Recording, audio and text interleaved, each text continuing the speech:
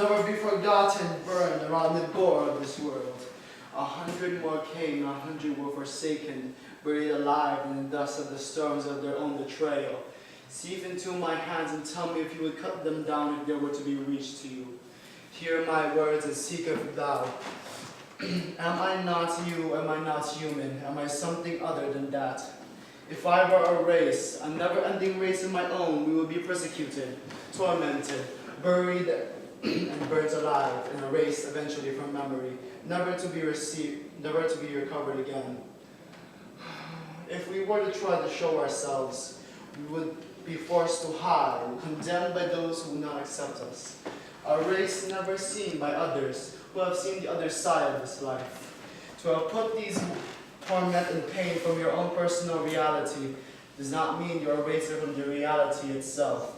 To perceive the world as you want to perceive it, its glory and its majesty, and to erase these thoughts of torment from your mind, never bothering to seek forth those who were less unfortunate.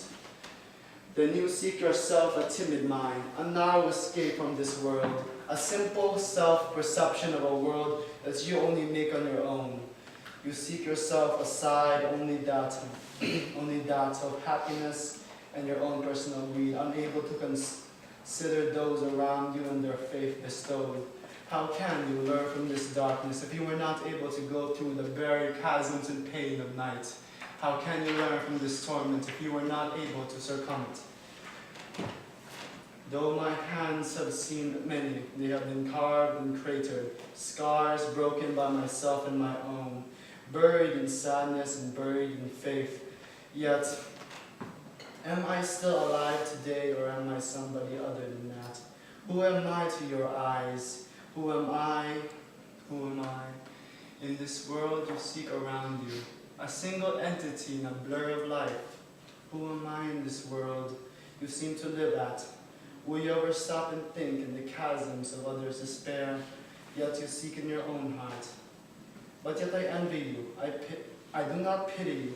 I envy you with all my intensity, the happiness and all your ignorance, a bliss of ignorance from a world you do not wish to see in pain.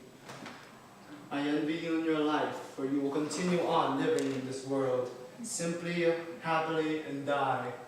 As happy as you are, given your faith, given your faith, you shall seek death as nothing more. And yet, to render yourself in the storm of memory, perhaps may be a better chance than to render your name stained across time, to forever be forgotten and yet remembered as a different person, somebody who seems to have been other than who you are. Who you are in this world to be forgotten, who you are in this century we all think is just. In this time we believe in as the Almighty, but simply a storm in this sun-drenched sky. A simple path of faith. Where would we be in 1,000 years, 2,100 million? Simply a race forgotten, simply a place of ruins.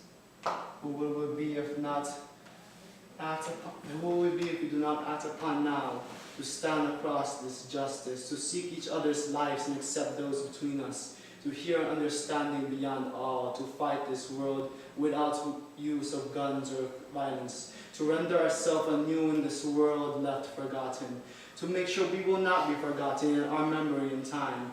Yet, are we willing to go through that?